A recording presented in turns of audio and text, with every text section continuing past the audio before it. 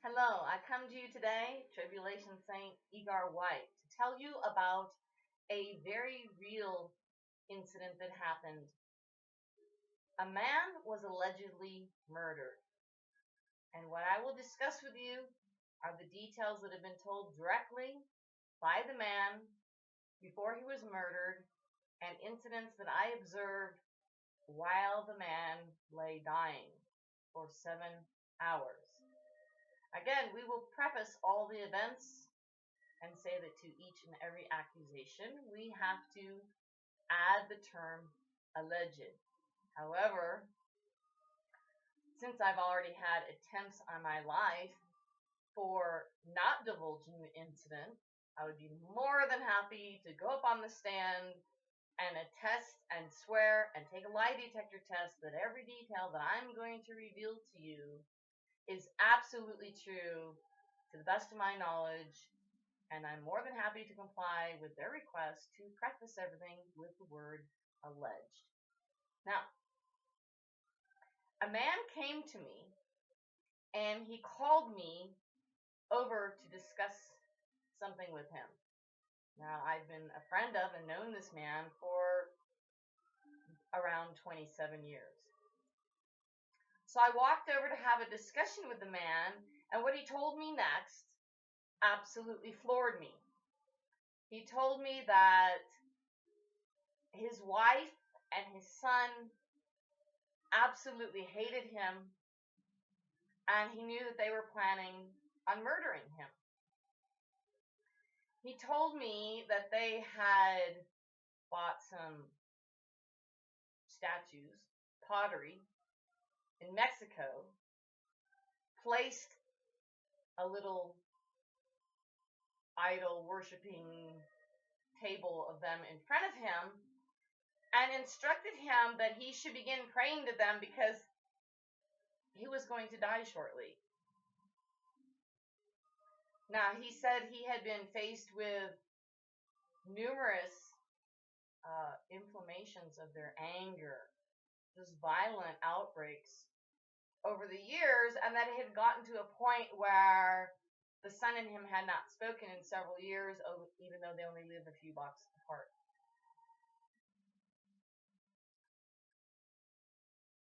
The man said that he had called me over to discuss with him these events because he was unsure of his soul, and how could he know that he was going to go to heaven? He knew, he was convinced in his heart that they were going to murder him and he would die very soon, and he just wanted to make sure that he was going to heaven. Now, he'd had several other discussions with me over the years where he said that they made him feel like they would kill him if he didn't agree to give them everything to them. So the discussions were openly maintained that, well, you don't have to kill me. I still love you. I'm still looking for you to do the godly thing and come back to your marriage. So as an act of good faith, I will sign everything over to you. And he did so. Home, business, vacation and rental properties, everything that they had, he told me he signed over to his wife so that that would take away the reason for her wanting to kill him. He caused me to observe that for 4.5 years, she came home at 11:30 at night and left again at 4:30 in the morning every single day for those 4.5 years. She did not one single time that I ever observed come home during the day, sleep in late, have a breakfast with him, make a meal for him, take a day off with him. And I assumed this was strange, but I applaud the man that he wanted to stay married and felt that sooner or later she would come back to him. Now the question arises, if she doesn't have to go in till between 7 a.m. and 11 a.m. every day, where did she disappear to at 4:30? If she's off by 3 or 4 in the afternoon, why did she consistently only come home at 11:30 at night for those 4.5 years? The obvious implications are there. This man was fully aware of where she was going and who she was with, and he still was willing to forgive her, take her back. He just wanted his marriage. He was desperately in love with her and would do anything to have kept that marriage. And now he comes to me saying, even none of that I've given up, that I've acquiesced to, was working. And they went on a trip, bought these little clay statues, set them up in front of me, and said, you need to start praying for these really quick. Just pray to these statues because you're going to die very soon. He came to me several weeks prior to his death and said that they had complained that since they're leaving the house and working every day, why should they pay to heat the entire house when he's the only member of the family at home? So now he has no assets, no money, no business, no home, no properties, nothing whatsoever. He's giving everything to her. And she and the son, he came to me and complained that they were berating him and being very mean to him, saying that there's no reason for them to pay for heat in the house in the middle of a snowy, cold winter, 20 degrees everywhere. So they came up with a solution. And the do-it-yourself handyman, self-proclaimed handyman son, installed a very old black steel stove in the man's bedroom. The bedrooms that were part of the original property, all nice and fixed up and decorated for guests, he wasn't allowed to sleep in or in the bedroom that was theirs. They relegated him to a bedroom that they made in the area that was rehabilitated or manufactured in between the house and the adjoining garage. So basically,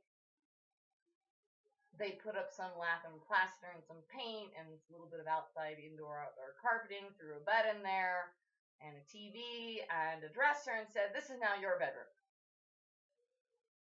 Well, needless to say, because it was done hastily and not under supervision, it was not insulated even as well as the rest of the house. So now you have a manufactured room that's created as a part of the house and doesn't receive any heat from the house. So they came up with a solution of installing this old black steel stove in the bedroom. Now, the way that he was allowed to enter and exit the house was by raising the garage door. He didn't even enter or exit from the main door of the house or do anything in the main part of the house. They told him, we clean. We don't want you making it dirty. So now he's in this made-up garage room, entering and exit through an open garage door. And during the time that any of the neighbors wanted to speak with him, we would approach through the driveway, knock on the garage door, and he would open the door into this room that was his area. And there was the stove right in front of everybody. It was open for plain view. If the weather was good, all the doors were open all the way through the house, and you could see into the room, a bed, a TV, a dresser, and this stove. Well, as winter progresses, we began to smell weird smells from the house. And officers stopped repeatedly during the nights and said, we smell this skunk-like smell. We know that somebody's heater exhaust or fan exhaust is propelling this air into the neighborhood, which is actually from the burning of the sticks and branches left over after a marijuana harvest. And so they repeatedly stopped and contacted other neighbors and said, where is this smell coming from? Every time we drive through this neighborhood, we smell the smell. And they eventually, through very bitter cold times of the year when nobody else had anything open or smells coming out of their houses, were able to pinpoint where the serious amount of smell was coming from. And it was coming from other areas in this same house. So the man is not allowed to cook in his own kitchen or watch TV in his own living room. He's living in this makeshift bedroom between the main part of the house and the garage, and there's no heat in there. And they now give him this stove and say, this is your heat. So as winter progresses further and the man is using the heat from this stove to heat the bedroom, he goes to the hospital a number of times. He wakes up in the morning and he's sick and he's throwing up and parts of his body are turning blue, and he takes his little puppy out into the yard for the morning potty walk. And as the fresh air hits him and he's outside walking around with his little puppy, he feels better. Well, a number of times he was getting weak and he didn't do the puppy walk as early as in the morning. And he was overcome with this blue look and this vomiting and this nausea and this pain in his head. And he's coming out into the yard and to the neighbors and saying, I need help. I'm very sick. Something is very wrong with me. The wife got him to a doctor friend of hers who said, your blood oxygen is a little low, so we'll give you some oxygen to help, oxygenate your blood. However, the man told us that his test showed that not only did he not have oxygen in his blood, but these other gases, which come as a product of the unburned gas leaking into the room, and also the monoxide, which comes from the burning of the stove in your room for heat. So you have this high gas and this low gas, which produces different sicknesses or blood evidences in your system. On the last morning when he came and asked about the statues, he discussed these other events for the 99th time and said that he believed his wife and son were imminently going to kill him, and had become very angry and insistent violently on him saying prayers to these statues that his death was imminent. He had gone into the hospital the day before, and they said, yes, there's a problem. You don't have enough oxygen showing in your blood. Eventually was released from the hospital after just a day, came back home, and the next morning is violently ill again. We observed that something wrong was going on. The wife's sister was in the driveway and standing at the edge of the street, peering to the corner to make sure that no oncoming traffic or police would be approaching, and basically was very obviously being the guard standing over the property as the son and his friend/worker were driving and backing into the driveway multiple trucks and carrying out their harvest of pot plant, not through the garage where the man usually entered and exit, but they were carrying the plants out the back door through their back patio, and we could see from all directions of the house, walking them completely around the house through the outside concrete and grass and gravel areas, and then loading them into their trucks while this sister of the wife stood guard. And they repeatedly loaded up all the plants, and then they left, and just before the sister left, the wife arrived, and the sister left. And the wife starts scrubbing all the marijuana leaves from the rocks, the driveway, the grass, getting rid of all the evidences. Well, we knew how sick the man had been and that he'd recently been in the hospital several times when he had these violent throwing up headache episodes, not being able to breathe in the mornings when he woke up after these cold nights of using the stove to heat his room. So we approached the wife and we attempted to hug her and give her kisses and say, what's wrong? Is he okay? Can we go in and pray with him? Can we go in and pray for him? And she never looked at one of us in the eye, but she was very defiant and just these angry movements while she swept and washed different areas out front of the house. Now the man is inside. He's crying, he's screaming, he's begging that someone come in and help him and be with him. He hears the noises. He hears them talking. He knows that they're removing the pot plants. He knows that they know that he's very ill. He's just been in the hospital several times for the same thing. And he's just begging for someone to come and give him a little bit of love and stand by his side. And this woman stood there and watched her driveway and her front yard for 7 hours. Okay, this is more than anal retentive. This is trying to occupy herself literally until the man died. Now, there are Good Samaritan laws and such which cause you not to leave a man in worse harm than when you found him, and things that she may have been trying to claim or justify herself that she wasn't murdering him. But the stove being installed in his room, which had gases both leaking from unburned gases and from carbon monoxide from burned gases, you can't use a stove and just open the oven and turn it on and plan on using that as a source of heat. It will kill you. And many people who are poor and have had their furnace stop working have used this as a dangerous, dangerous source of heat. This woman refused to have anyone enter and speak to this man.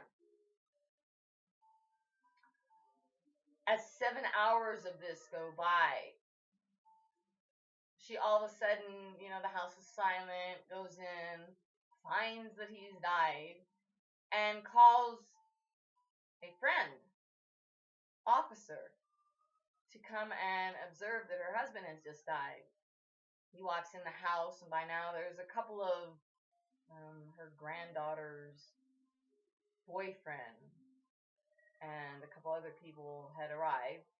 Still not the son, the sister, the brother, none of them. Just a couple relatives who may or may not have known of the other details were in the house. And they came out and they contacted me and said, oh my gosh, she's so distraught that her husband just died. And I explained to them, I said, she wasn't so distraught a couple of hours ago when she wouldn't let us go in and pray for him or say goodbye. Not a single family member entered through the garage or into his private bedroom or that whole section of the house the entire time that he lay dying there for 7 hours. The policeman comes out of the house, and we wanted to relay to him all of the details and explain that this should be investigated as a murder because of this stove. And the officer cut everybody off in the middle and said, no, there's absolutely nothing suspicious here. He's been sick for a while, case is closed. And jumped in his car and left, refused to speak to anybody. But later that evening, we see an officer pull up to the house, and she enters through the garage for the first time in her life while he's sitting in a parked vehicle outside. The wife, or I should say widow, gets out of the same officer's car, goes in through the garage with a tiny flashlight, goes nowhere near the front door. Don't want to put on any motion lights and let any of the neighbors maybe look out and see what's going on. She goes in through the garage, and you can see the flashlight going through different rooms of the house, and her gathering some lumps of clothes, and she jumps into his car and takes off for 2 weeks. Well, we started writing letters to Internal Affairs to investigate the matter 6 times. After 2 weeks, the officer pulls up out front,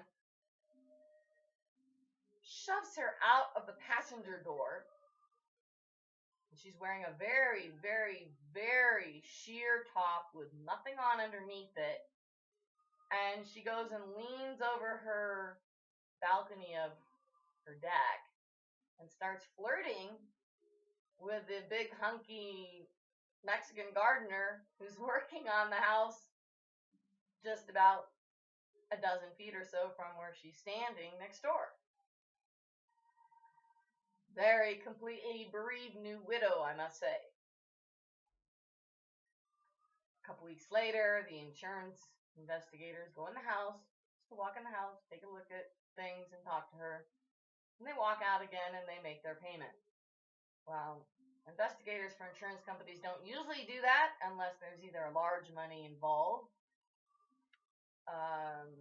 suspicious details that they think look mysterious that might have been overlooked in some fashion by law enforcement, or if the policy is recent enough to cause suspicion. Now, once it passes so many weeks of being in place, they basically are forced to pay. But if they can find suspicious looks of the house, then they can raise certain questions, have the death investigated, and see whether or not the death is a murder or a simple mishap or health reason.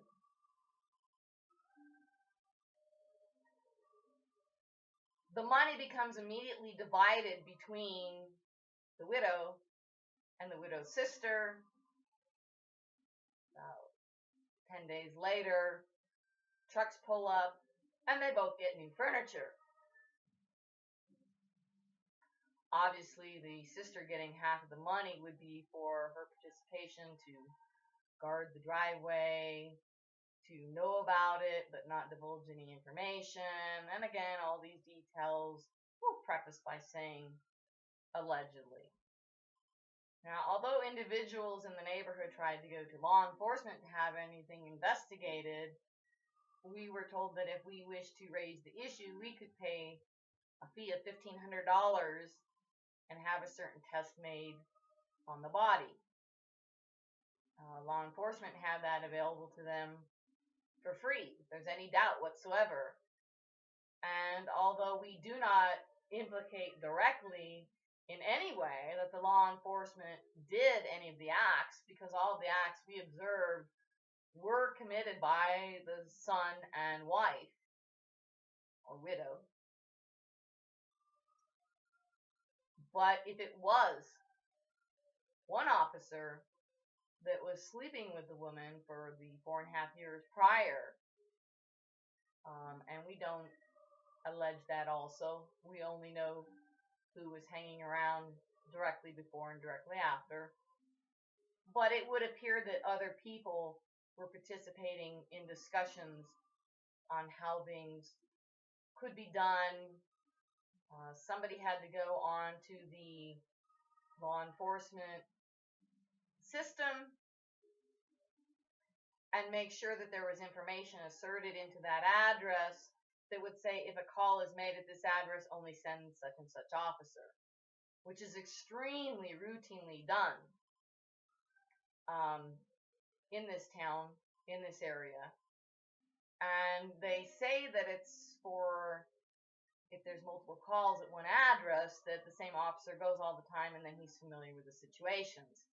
However, this is often used to protect drug dealers or possibly situations like this. So what we'd like to say about all this is, the Bible says that because of many injustices being done in the world, the love of many for God is going to wax cold. And we give you encouragement, and anyone else that might have a similar situation, to know that God is the judge. And Ephesians 6 says that just because judgment isn't coming today, don't think that God is lax in his judgment or that he doesn't see. He's being long-suffering. He's giving all the persons involved in any wrongful situation an opportunity to repent, to accept the free gift of God's sending his son to shed his blood on the cross to pay for our sins. So if you repent and ask Jesus into your heart, you can be saved. And it is because of God's unwillingness that any soul should perish that we are often confused by many injustices. Murders, thefts, abuses of every kind. God says that because of these injustices, the love of many shall wax cold. And we see this in Matthew 24:12. We also see God instructing us to hold on to your crown. Don't give up. Don't turn your back on God because man is sinful. God and bringing his reward and taking his faithful to heaven will come. And the Bible tells us, don't let any man take your crown. Don't let these people that are doing evil deeds rob from you your inheritance with God in heaven. In Revelations 21:7, God says, he that overcometh shall inherit all things. I will be his God, and he shall be my son. And we have in Revelations 22:15, blessed are they that do his commandments, that they may have right to the tree of life, and enter in through the gates into the city. For outside, without, are dogs, and sorcerers, and whoremongers, and murderers, and idolaters, and whosoever loveth and maketh a lie. So when we see injustices, or things that are done wrong, or people that lie before the courts and cause you to be persecuted, or imprisoned, or put to death, hold on to God. Love your life not unto the death. That means love God and put God first, even if it causes your death. And have faith and hold on to God's promise that he shall judge all in the end. And when he comes, he will bring his reward with him for those who that remain faithful. So please don't give up your life and your eternity with God in heaven because you see murders and injustices possibly being done to you or your own family. False imprisonments. Jesus tells us, if you do something bad and they flog you, why would you complain? But if you don't do anything wrong, and you're still being persecuted, brought up before rulers and tribunals and synagogues and churches and your local government, and wrongfully accused, and you use it for a testimony to stand there and say, I have a witness for God, and God has brought me here for a reason. And one of the recent injustices that happened to myself, and they expected me to come out with a barrage of evidence and listing all the wrongful things were done, and I had more than 100 pieces of evidence I could have used. But as I sat down and they gave me my turn to speak, I said, you know what? We all know the truth here. We all know what happened. So I'm not going to waste anybody's time here to present the pieces of evidence to you. You all have them. You all know what happened. And you know that this is purely a persecution ploy. So I'm going to use this time to read you some passages. And I read to them about 4 chapters out of the Bible on how to become saved and what happens to those who do wrongful injustices and all kinds of verses that God put into my mind to give to these people as a witness.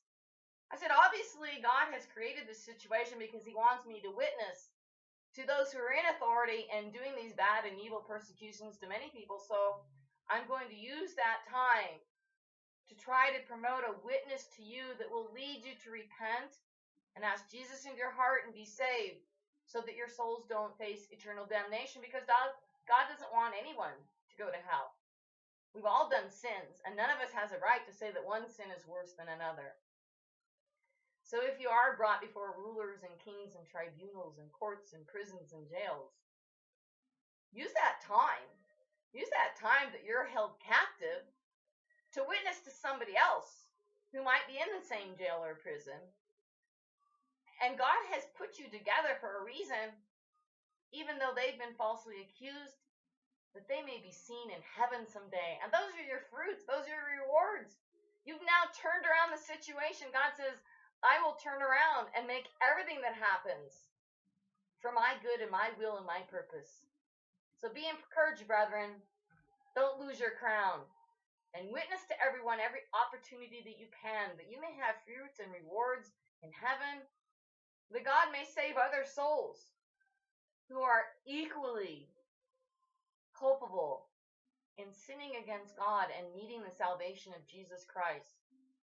We're all sinners until we ask Jesus into our heart.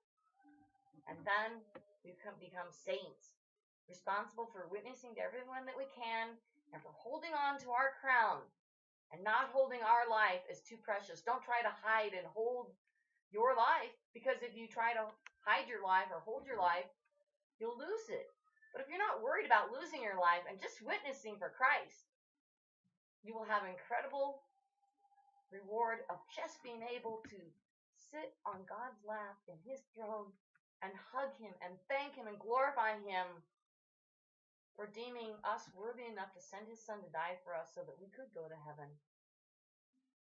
Good day, my friends, and hold on to your crown and witness and save other souls for him. If you'd like to participate in our work, please feel free to contact me via Exposed Conspiracy on Tweetbook, or I would be more than grateful for any help or support you could provide to P.O. Box 31, Big Bear Lake, 92315, or send me a message about any encouragement or any witness or any stories in your own life.